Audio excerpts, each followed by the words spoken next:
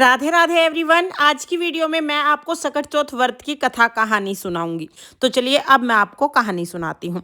एक बार एक गांव में एक देवरानी और एक जेठानी रहती थी। देवरानी अमीर थी, जेठानी गरीब थी।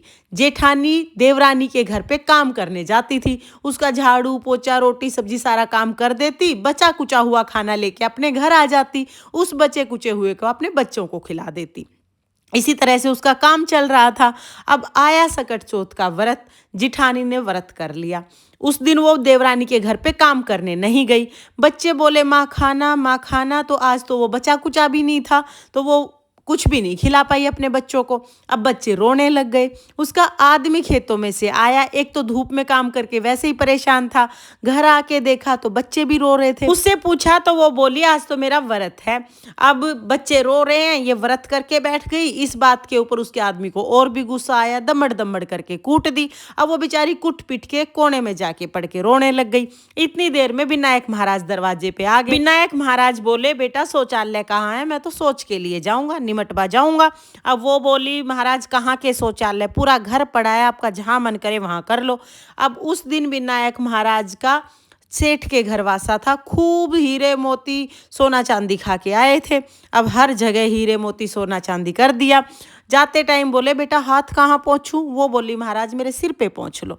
अब उसके सिर पे हाथ पोंछ के चले गए। सुबह उठी देखे तो पूरे घर में धनी धन, पूरे घर में सोना चांदी हीरे मोती, बालों में भी मोती जड़े पड़े। वो तो सारे समेटने लग गए। देवरानी ने अपने बच्चों को कहा कि ताई जी को बुला के लाओ, कल भी काम नहीं करके गई, आज भी नहीं आई। बच्चे आके बोले ताई जी मम्मी बुला रही है, काम कर दो। वो बोली कि बेटा आज तो मेरा ही काम कोई कर दो। बच्चे वापिस अपने घर आए और बोले मम्मी आज तो ताई जी के घर में बहुत सारे हीरे मोती सोना चांदी बिखरे पड़े हैं और आज तो ताई जी का ही कोई काम कर दो। अब देवरानी तो भागी भागी जेठानी के घर गई। बोली जी इतना धन कहाँ से लाई? यो क्या करा? आन करा बिना आन करा यो क्या करा?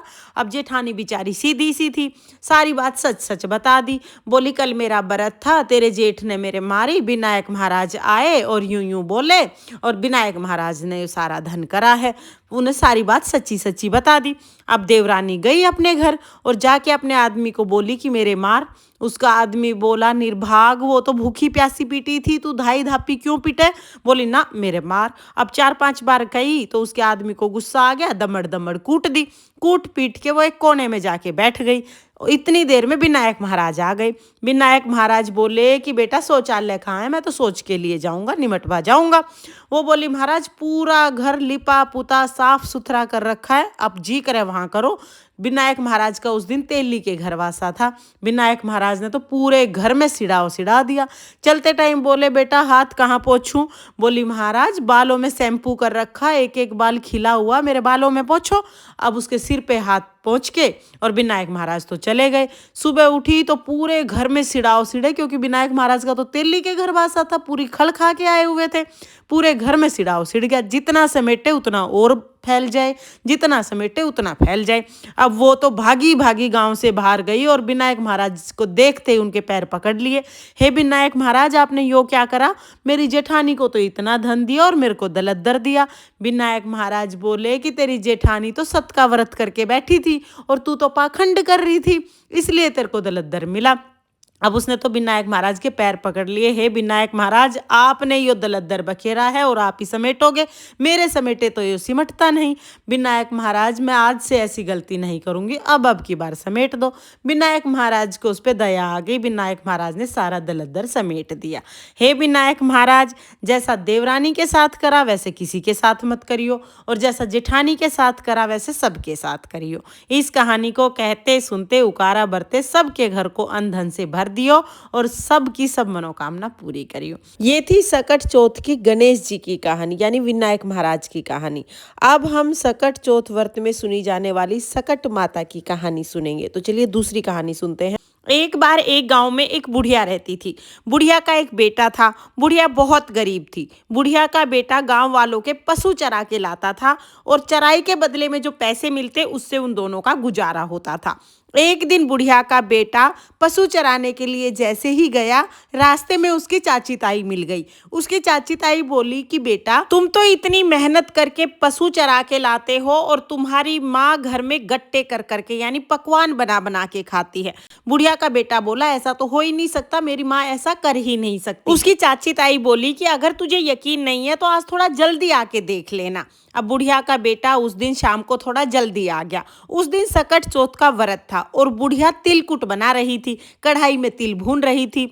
अब बुढ़िया को कढ़ाई में तिल बनाते हुए देखकर उसका बेटा बोला कि माँ, मैं तो आज से घर छोड़ के जाऊंगा। बुढ़िया बोली बेटा क्या बात हो गई? बोले माँ, मैं तो इतनी मेहनत करके पशु चराने जाता हूँ, रूखी सूखी खाता हूँ और तुम यहाँ पर पकवान बना बना के खाती हो। अब बुढ़िया बोली बेटा, आज तो सकट चौथ का व्रत था, मैंने तो तेरे लिए व्रत किया है, उसी के लिए तिलकुट बना रही हूँ। पर उसका बेटा नहीं माना, बोला ना माँ, मैं तो घर छोड़ के जाऊंगा। अब बुढ़िया समझ गई ये तो सिखाया पढ़ाया हुआ है, ये नहीं मानेगा। बुढ़िया बोली ठीक है बेटा, अगर तू जा ही रहा है तो मेरी कहानी सुने हुए ये तिल लेके चला जा। जहां भी कोई मुसीबत आए ये तिल पूर के बैठ जाना। अगर मैं तेरे नाम के व्रत करती हूँगी तो मुसीबत दूर हो जाएगी। वो लड़का तिल लेके चला गया। अब चलते चलते एक जंगल में पहुंचा तो वहां सामने शेर खड़ा हुआ मिला। शेर दहाड़े मार रहा था। अब शेर को देख के बुढ़िया का बेटा डर गया। डर के मारे सबसे पहले इंसान को अपनी माँ की याद आती है। बुढ़िया के बेटे को भी अपनी माँ की याद आई। माँ की याद आते ही माँ के दिए हुए तिल अपने चारों तरफ पूर के बैठ गया और बोला हे सकट चौथ माता, अगर मेरी माँ मेरे नाम के व्रत करती होगी तो ये शेर गाय बन जाएगा और पूंछ हिलाता हुआ चला जाएगा, नहीं तो आज मेरा मरना तय है। अब उसकी माँ तो उसी के नाम के व्रत करती थी। शेर सकट चौथ माता की कृपा से गाय बन गया और पूंछ हिलाते हुए वहां से चला गया। बुढ़िया के बेटे ने सोचा आज तो बहुत बचे। उसके बाद वो जैसे ही चलने लगा, जंगल से बाहर आया तो एक बहुत बड़ी नदी उफान करती हुई आ रही। अब उसने सोचा अगर मैं इस नदी को पार करूंगा तो डूब के मर जाऊंगा और अगर नहीं पार करूंगा तो जंगल के जानवर मुझे रात को खा जाएंगे। भाई मेरा मरना तो तय है। अब उसको फिर अपनी माँ की याद आई।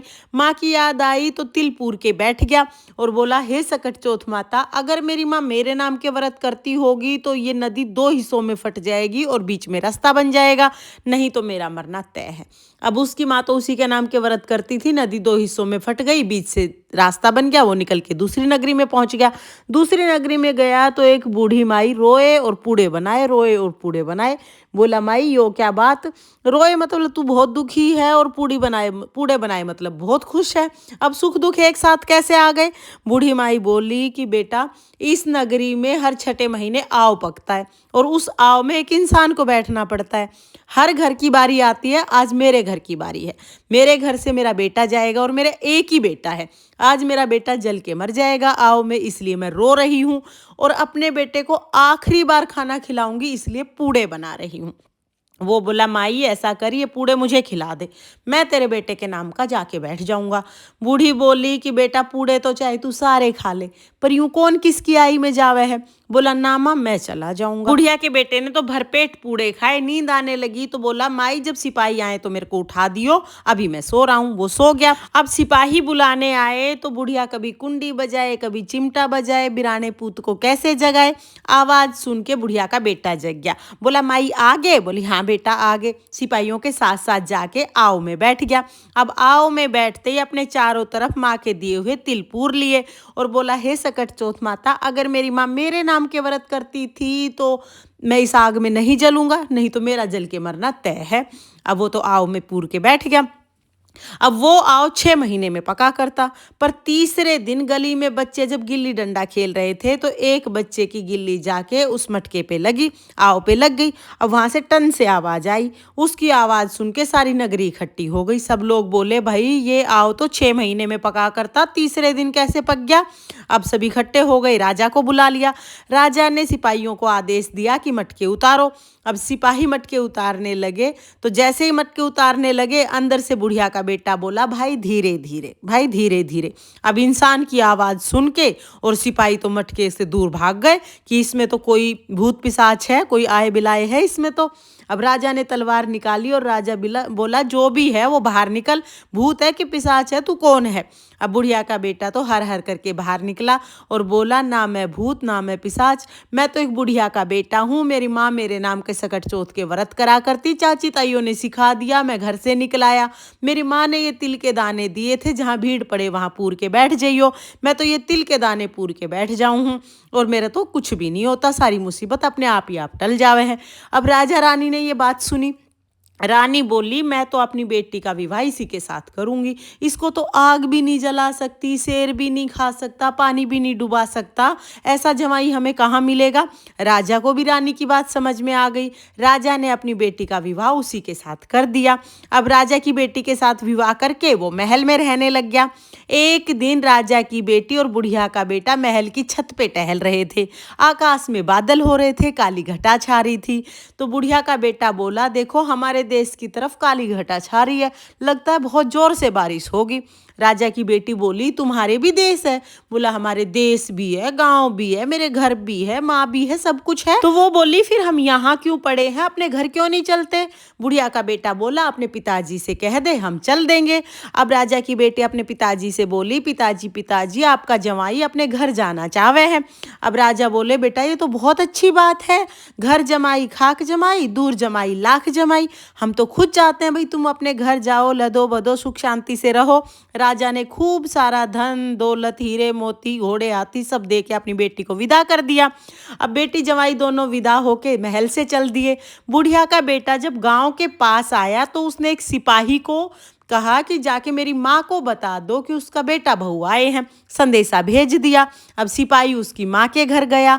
इधर बुढ़िया अपनी बेटे को याद कर करके अंधी हो गई थी रो रो के। अब बुढ़िया के पास सिपाही जाके बोला कि माँ जी आपका बेटा बहू आए हैं। अब बुढ़िया बोली बेटा बोली ठोली तो दोरानी बहुत मारते हैं, दोरानी जिठानी गांव के लोग बहुत बोली ठोली मारे, तू भी क्यों बोली ठोली मारे। बोला माँ जी मैं बोली ठोली ना मारता ना मजाक करता, आपके ही बेटा बहू आए हैं। अब सारे गांव में पता चल गया कि बुढ़िया के बेटा बहू आए हैं, सब लोग इकट्ठे हो गए।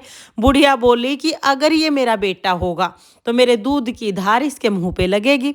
बुढ़िया ने लोहे की आंगी पहन ली। सकट चौथ माता की कृपा से दूध की धार सीधी उसके बेटे के मुंह पे लगी, सारी मूछ भीग गई। सारे गांव में हल्ला मच गया, ये तो बुढ़िया का ही बेटा है, ये तो बुढ़िया का ही बेटा है। बेटे की आवाज सुनते ही सकट चौथ माता की कृपा से बुढ़िया को दिखाई भी देने लग गया, उसकी आंखें भी वापिस आ गई। बेटे ने तो झट से अपनी माँ के पैर पकड़ लिए। माँ मैं तो चाची ताइयों का सिखाया हुआ चला गया, तू तो मेरे ही नाम के व्रत किया करती। अब माँ के पैर पकड़े, माँ कितनी देर तक अपने बेटे से नाराज रहती। माँ ने तो झट से बेटे को अपने गले से लगा लिया। बहू ने भी अपनी सास के पैर छुए तो बुढ़िया ने बहू को भी अपने गले से लगा लिया। हे सकट चौथ माता, जैसी उस बुढ़िया के साथ पहले हुई वैसी किसी के साथ मत हुई हो, और जैसी बाद में हुई वैसी सबके साथ हुई हो। इस कहानी को कहते सुनते हुकारा भरते सबके बच्चों की रक्षा करियो और सबकी संतान को लंबी उम्र दियो। ये थी सकट चौथ की व्रत कथा। इस तरह से हमारी सकट चौथ व्रत की कथा पूर्ण होती है। कथा सुनने के बाद थोड़े से तिल हम गणेश जी को समर्पित करेंगे और थोड़े से तिल हम जल के लोटे में डाल देंगे। तो इस तरह से हमारी कथा पूर्ण हो जाएगी। कथा के बाद जो तिल हमारे हाथ में बच गए, इस तिल के दो हिस्से कर लेंगे, एक सूर्य देवता के लिए, एक चंद्रमा के लिए। सूर्य देवता को तो हम अभी अर्घ दे देंगे। सूर्य देवता के लिए जो कहानी सुने हुए तिल हैं वो हाथ में रख लेंगे और दूसरे तिल हम अपने पल्लू से बांध लेंगे। रात को जब चंद्रमा उदय होंगे तो इन तिल के दानों से हम चंद्रमा को अर्घ दे देंगे। क्योंकि हम दिन में ये कहानी सुनते हैं तो अभी कहानी सुनने के बाद हम सूर्य देवता को अर्घ दे के आएंगे। उसके बाद हम तिल और दक्षिणा अपनी सासू माँ को दे देंगे। इस तरह से हमारी कथा पूर्ण हो जाएगी। तो फ्रेंड्स, आपको ये कथा कहानी कैसी लगी कमेंट करके जरूर बताना और चैनल को सब्सक्राइब करके जाना। जय सकट चौथ माता, राधे राधे।